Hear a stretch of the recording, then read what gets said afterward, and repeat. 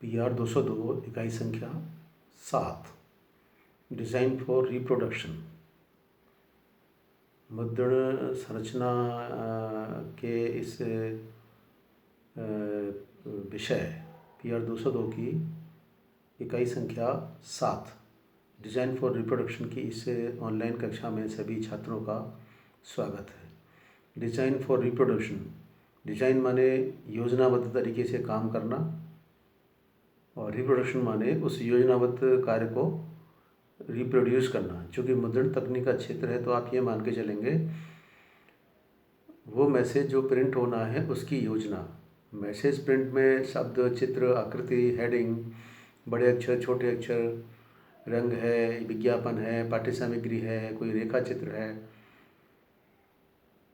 और कोई यानी कि डिफरेंट विजुअल एलिमेंट्स, जितने भी दृश्यमान इकाइयाँ हैं उनका सेट करना, सेट करके उनको रिप्रोड्यूस करना। रिप्रोड्यूस मतलब उसको एक से अधिक प्रतियों में कन्वर्ट करना। मान लीजिए एक चित्र आपके पास है, उसको उससे डबल आकार में या उससे आधे आकार में मुद्रित करना है तो ये तय करना पड़ेगा कि उसके किस आकार में प्रिंट करना है।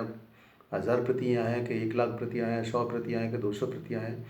उसी हिसाब से उसकी योजना बनेगी कि वो छोटी प्रेस पे प्रिंट होगा कि बड़ी पे होगा, लेटर प्रेस पे होगा कि लिथोग्राफी पे होगा या अन्य मुद्रण प्रक्रिया का। तो लेआउट का यानी कि जो डिज़ाइन फॉर रिप्रोडक्शन का संबंध है कि हम लेआउट कैसे बनाएंगे और लेआउट के बाद उसको रिप्रोड्यूस कैसे करेंगे। लेआउट मतलब planning for placement of different visual elements. और जब लेआउट बन जाती है तो उसको रिप्रोड्यूस करते हैं, वो बहुत सारी प्रिंटिंग प्रोसेस से होता है। तो डिज़ाइन फॉर रिप्रोडक्शन का मतलब है एक ऐसी लेआउट जो निश्चित प्रकार की विजुअल एलिमेंट्स को सेट करके एक फाइनल योजना बनती है और फाइनल योजना को रिप्रोड्यूस करने के लिए किसी प्रिंटिंग प्रोसेस का सिलेक्शन करते हैं। उसमें निश्चित संख्या में 1000, 2000, 3000 प्रतियों में से हम मुद्रित करते हैं। उसके में कौन सी प्रोसेस इस्तेमाल की जाती है, उसके क्या लाभ हानि है, उसके बारे में थोड़ा चर्चा करेंगे। और ये पूरा अध्याय 25% लेआउट के बारे में और 75% उस लेआउट को किस मुद्रित प्रति या किस मुद्रण तकनीक द्वारा रिप्रोड्यूस करना उस प्रिंटिंग प्रोसेस के बारे में है। और ये चूँकि आपने और विषयों में भी पढ़ा होगा, फंडामेंटल्स ऑफ प्रिंटिंग प्रोसेसेस है, विभिन्न प्रकार की प्रोसेस का, वो भी काम आ जाएगा और यहाँ पे जो बताया वो भी काम आ जाएगा। इसलिए आप इसको पढ़ लेना, बढ़िया चैप्टर है, इसमें से बड़े छोटे सवाल आ सकते हैं। टॉपिक डिज़ाइन फॉर रिप्रोडक्शन के संबंध में आप कह सकते हैं कि वो अंतिम योजना यानी फाइनल प्लानिंग जिसके अनुसार किसी मुद्रित संदेश को यानी डिज़ाइन फॉर प्रिंटिंग रिप्रोड्यूस किया जाना है। इसके लिए ज़रूरी है पहले लेआउट बनाई जाती है। लेआउट में डिफरेंट विजुअल एलिमेंट्स को अरेंज किया जाता है। अरेंज के बाद में उनको एक वर्क ऑर्डर लेते हैं ग्राहक से और जो भी इसका मालिक है, काम देने वाला। तो वर्क ऑर्डर के फाइनल एक्सेप्टेंस के बाद उसको रिप्रोड्यूस किया जाता है। रिप्रोड्यूस में या उसका फोटोग्राफिक प्रोसेस है, नेगेटिव पॉजिटिव बनना है, उसके बाद उसका कोई इमेज कैरियर बनना है प्लेट या किसी कंपोजिशन के रूप में, फिर उसको रिप्रोड्यूस करने के लिए मशीन पर ले जाना है। तो उसमें कई सारी प्रक्रियाएं होती हैं। चूँकि डिज़ाइन से संबंधित मामला है तो आपको सिर्फ इसमें ये ध्यान देना है कि जो मुख्य मुख्य इकाइयाँ, शब्द है, चित्र है, पाठ्य सामग्री है, पांडुलिपि है या हास्य का मैटर है, उसके शब्द, चित्र, आकृति को कितने मोटे अक्षरों में, कितने छोटे अक्षरों में, किस रंग में, किस आकृति में लेना है, उसकी प्रॉपर प्लानिंग की जाती है। प्लानिंग में हम कुछ तो जो ग्राहक द्वारा डिमांड लेटर दिया उसको ध्यान में रखेंगे, कुछ अपनी टेक्निकल सीमाओं के हिसाब से उसको हम सेट करेंगे, एडजस्टमेंट करेंगे, उसको शब्दों में, पंक्तियों में, पैराग्राफ में, पृष्ठों में उसको ये पूरा शेप देते हैं। उसमें फिर ये भी डिसाइड करते हैं कि इसमें कितने पेजेस का मात्रा हमें प्रिंट करनी है। तो सबसे पहले लेआउट को डिसाइड करते हैं कि हमारे पास कितना मैटर है, कितने पृष्ठ का मैटर है, कितनी पृष्ठ संख्याओं में आ सकता है। और उससे एक मान लीजिए 20 पृष्ठ का कोई सामग्री हमें मुद्रित करनी है तो 20 पृष्ठ की सामग्री 1,00,000 प्रतियों में करनी है कि 50,000 में, कि 20,000 में, 10,000 में। उस हिसाब से हम टेक्निकल प्रोसेस का हम सिलेक्शन करेंगे। तो पहले लेआउट बनाते हैं। लेआउट के लिए एक खाका बनाते हैं। क्या खाके में ये पता लगाते हैं भाई लेफ्ट में कौन सा मैटर आएगा, राइट की तरफ कौन सा आएगा, टॉप में कौन सा, डाउन में कौन सा, मोटी हेडिंग में कौन सा, छोटी हेडिंग में कौन सा, काले रंग में कौन सा आएगा, हरे रंग में कौन सा आएगा, यानी शब्द, रंग, चित्र, आकृति, प्लेसमेंट, उनकी प्रत्येक इकाई की वेटेज है कि भाई हेडिंग इसमें देनी है। इंटरनेशनल का कोई मैटर है, अगर समाचार है तो, या कोई पुस्तक है तो उसके मेजर हेडिंग का क्या इंपॉर्टेंस है। तो ऐसे करके उनकी वेटेज जो होती है, preference of weightage of different elements of visual communication, उस हिसाब से हम लेआउट बनाते हैं। लेआउट बना के उसको मैकेनिकल प्रोसेस से या फोटोग्राफिक प्रोसेस से इमेज कैरियर सरफेस बना करके प्रिंटिंग प्रोसेस की मशीन तक पहुंचाते हैं। उसके लिए ज़रूरी है, छोटा काम है तो हम लेटर प्रेस से करेंगे, और मध्यम गति का है तो ऑफसेट प्रेस से करेंगे, और बहुत ज़्यादा संख्या में है तो आप ग्रेवियर प्रोसेस से करेंगे। ये आपके ऊपर निर्भर है कि आप यहाँ प्रेस कैसी है या आप कितना पैसा खर्च कर सकते हैं। तो लेआउट में आप फॉर्मल इनफॉर्मल लेआउट कर सकते हैं, कुछ चेंजेस कर सकते हैं। इनफॉर्मल फॉर्मल के थोड़े रूल्स अलग हैं। इनफॉर्मल में आप एक कोई आर्टिस्टिक लुक दे सकते हैं, फॉर्मल में आपको निश्चित नियम से ही उसे सेट करना पड़ता है। तो सिंप्लिसिटी और कॉम्प्लेक्सिटी दोनों आपके लेआउट में नज़र आना चाहिए। और उसके बाद जब उसे आपको प्रिंट करना है तो आपको पहले ये डिसाइड करना है कौन सी पद्धति से प्रेस करना है, लेटर प्रेस से करना है कि लिथोग्राफी से, ऑफसेट। लेटर प्रेस में अक्षरों का प्रयोग होता है, मेटल बेस्ड लेटर्स बन करके एक पंक्ति बनाएंगे, फिर वो वाक्य बनाएंगे, ऐसे करके वो एक पुस्तक या समाचार पत्र या अन्य मुद्रित उत्पाद का रूप ले लेता है। इसके फ़ायदे ये हैं कि छोटे कामों के लिए लेटर प्रेस उपयोगी होती है। इसमें इमेज एरिया रिलीफ में होता है, नॉन इमेज एरिया डेप्थ में होता है। इसका डिसएडवांटेज ये है कि ये पद्धति बहुत पुरानी है और बड़े कार्यों के लिए और बहुत सारे रंगीन कार्यों के लिए उपयोगी नहीं होती, कि उसमें लॉस ऑफ डिटेल ज़्यादा होता है। दूसरी पद्धति को ऑफसेट मुद्रण या लिथोग्राफी कहते हैं, जो इमेज एरिया ऑयल रिसेप्टिव होता है, इसका नॉन इमेज एरिया वाटर रिसेप्ट होता है। एक ही सरफेस पर इमेज नॉन इमेज पाए जाते हैं। इनको केमिकल सिद्धांत, grease reverse water, water reverse grease के आधार पर सेपरेट करते हैं। इसमें कई प्रकार की प्लेटें होती हैं। एक प्लेट सिलेंडर पर चढ़ती है, फिर प्लेट की इमेज ब्लैंकेट पर ट्रांसफ़र होती है, ब्लैंकेट से कागज़ पर ट्रांसफ़र होती है। इसके फ़ायदे ये है कि ये बहुत सारे कलर्ड वर्क और लंबे कार्यों को, स्पीड कार्यों को कर सकते हैं और मुद्रण की हाई स्पीड डिमांड को पूरा कर सकते हैं। नुकसान ये है इनकी लागत ज़्यादा है, इनके लिए बड़े कार्यों की ज़रूरत है, छोटा कार्य हो नहीं सकता, और कम पैसे वाला आदमी इस इंडस्ट्री को नहीं लगा सकता। एक तीसरी प्रोसेस है, उस पर भी प्रिंट हो सकता है, उसको हम ग्रेवियर प्रोसेस कहते हैं।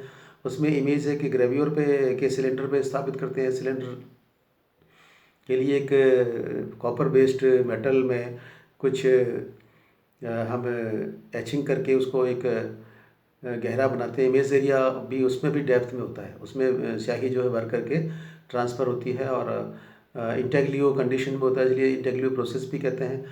और इसकी विधि ज़्यादातर ड्राइंग मेथड इसका है वो वेपोरेशन से होता है। तो इसमें खास करके सिक्योरिटी प्रिंटिंग वर्क है, पैकेजिंग का भी है, पब्लिकेशन का भी है, ये कार्य इससे होता है।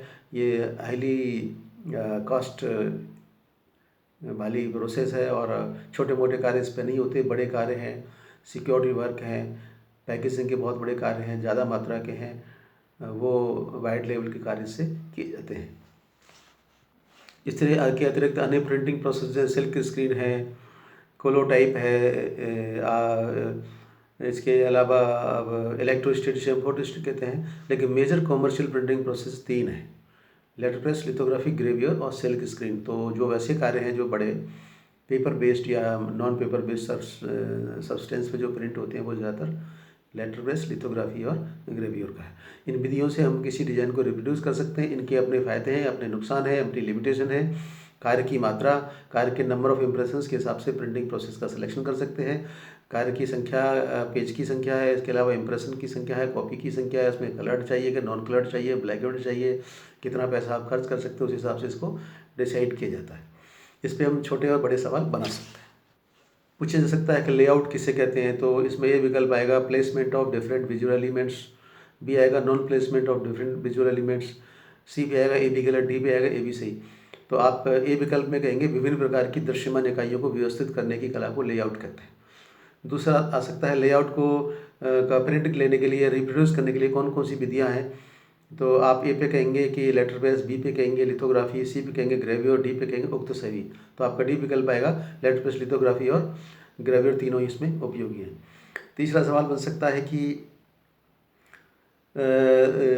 सबसे सस्ती और कम पैसे की लागत से बनने वाली प्रिंटिंग प्रोसेस कौन सी है। तो ए पे लेटर प्रेस आएगा, बी पे लिथोग्राफी, सी पे ग्रेवियर, डी पे आएगा उक्त समस्त विकल्प। तो इसमें हमारा उत्तर आएगा लो कॉस्ट इफेक्टिव और मिनिमम पैसे में लगने वाला प्रेस लेटर प्रेस है, जो सबसे पुरानी पद्धति है। इसमें बड़ा सवाल बन सकता है कि लेआउट क्या है, इसका रिप्रोडक्शन कितनी विधियों से हो सकता है, प्रत्येक के बारे में संक्षेप में चर्चा कीजिए। तो आप कहेंगे लेआउट किसी ग्राहक द्वारा दी गई हस्तलिखित प्रति अथवा हस्तलिखित मुद्रित हस्तलिखित जो पांडुलिपि है उसके हिसाब से विजुअल एलिमेंट्स को अरेंजमेंट करने की कला है, यानी arrangement of different visual elements as per demand of manuscript और written copy of the customer may be known as layout.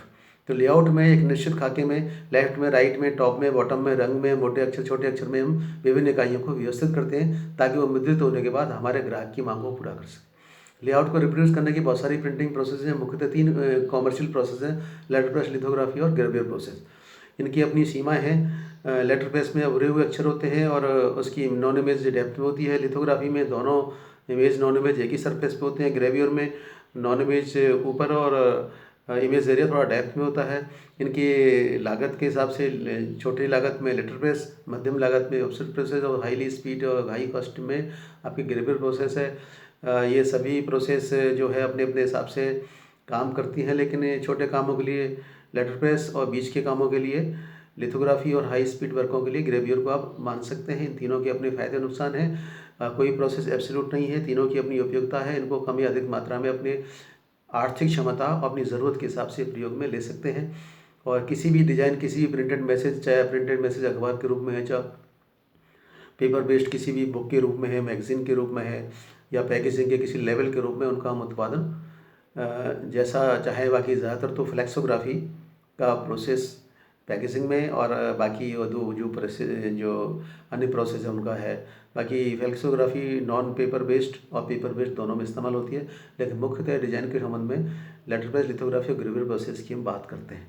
और कॉमर्शियल प्रिंटिंग के संबंध में इसको हम फ्लेक्सोग्राफी का पैकेजिंग के संबंध में भी कह सकते हैं, लेकिन वो डिज़ाइन का भी भाग है, लेबल का भाग है। तो चूँकि 2 नंबर, 6 नंबर या 10 नंबर के सवाल में ये पहले सवाल आ चुका है, आ सकता है, और आप इसको तैयार कर लेना। इसके लिए आपके पास अनुपम प्रकाशन की पुस्तक उपलब्ध है, और इसके अलावा आप नोट्स देख सकते हैं और इसमें जो कुछ बताया उस हिसाब से अपनी तैयारी कर सकते हैं। इस कक्षा में आने के लिए सभी छात्रों का बहुत बहुत धन्यवाद।